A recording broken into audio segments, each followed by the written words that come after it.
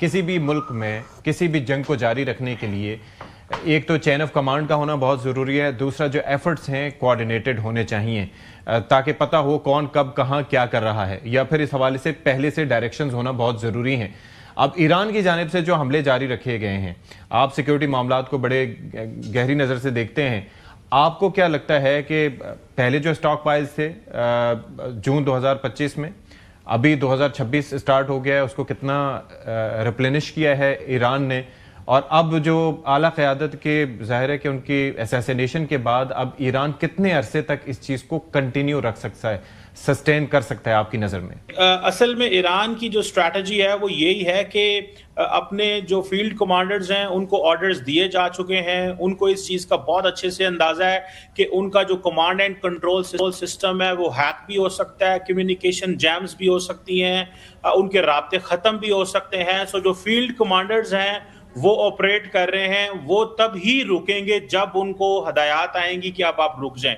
तो वो मुझे एक तो चीज़ ये नज़र आ रही है। दूसरी, आपको पता है कि जब आपको पता हो कि आपके सुप्रीम लीडर जो है उनकी शहादत हो गई है तो फिर तो वो नहीं रुकने वाले। और तीसरा बात ये भी है कि आपको पता है कि इसमें वो समझते हैं कि हम जितना ज्यादा जंग का स्कोप एक्सपैंड करेंगे, जैसे अरब ममालिक के ऊपर जो हमले किए, सबसे ज्यादा यूएई पे जो हमले किए गए हैं, कहा जाता है कि 500 550 से ज्यादा जो प्रोजेक्टाइल्स हैं यूएई पे फायर किए गए हैं। तो मुझे लगता है कि ये उनकी जो मोडस ऑपरेंडी है, जो वॉर स्ट्रैटेजी है, वो यही है कि फील्ड कमांडर्स खुद काम करें, मरकज जो है उससे राब्ता आपका कोई नहीं होना, और इस तरह की चीजें। अब फॉर एग्जांपल इनको ये भी एडवांटेज है कि जो इंटरसेप्टर स्टॉक है इन मुल्कों के अंदर वो भी खत्म होना है। देखिए वो कब तक रहेगा, 10 दिन का है, 15 दिन का है, 20 दिन का है, और ट्रंप साहब ने तो कह दिया कल कि ये जंग महीना जारी रहनी है। लेकिन doctor Qamar Cheema, on the other hand, अगर इंटरसेप्टर्स का स्टॉक खत्म हो सकता है तो ईरान, जिसके ऊपर एक अरसा सैंक्शंस रही, जिसने अपना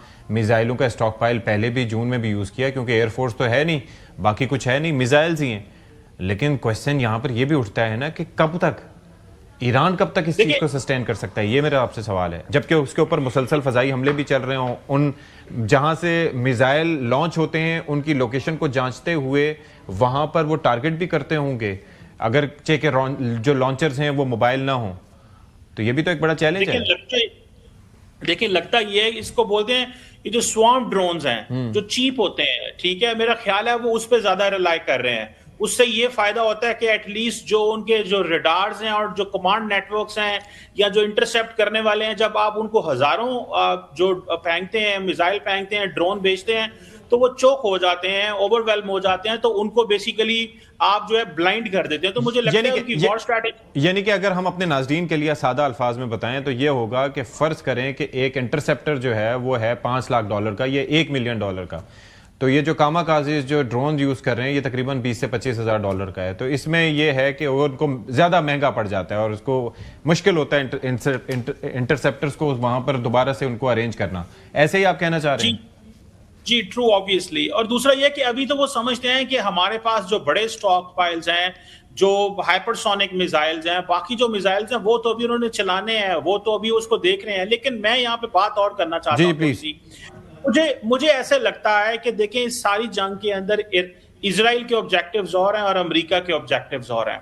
इजराइल का ऑब्जेक्टिव ये हो सकता है कि हम आयतुल्लाह खामनाई को असैसिनेट कर दें, तो उससे देखिए इजराइल ईरान को एक दुश्मन रखना चाहता है। वो नहीं चाहता कि ईरान जो है वो ट्रैक पे आ जाए और हमारी दोस्ती हो जाए, वो नहीं चाहते ऐसी चीजें। वो कहते हैं ये रहेगा तो पूरे के पूरे मिडल ईस्ट के अंदर वो एक हेजेमनी रखेंगे। एक आपने थ्रेट रखना होता है, दुश्मन रखना होता है, तो वो नहीं चाहते यहाँ पे डेमोक्रेसी हो। ना ट्रंप साहब डेमोक्रेसी इंस्टॉल करने आ रहे हैं, ना ह्यूमन राइट्स की बात है, यहाँ पे ऐसी कोई चीज नहीं है। मुझे लगता है कि ये जो कुछ है इसका ताल्लुक जो है वो पैसे से है, मनी है।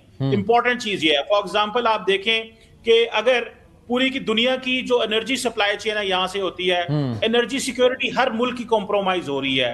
अब सिर्फ और सिर्फ आप यूरोप में देखें कि 50% जो गैस की कीमतें बढ़ गई हैं, जस्ट बिकॉज ने कहा है कि हम गैस अब LNG नहीं दे रहे।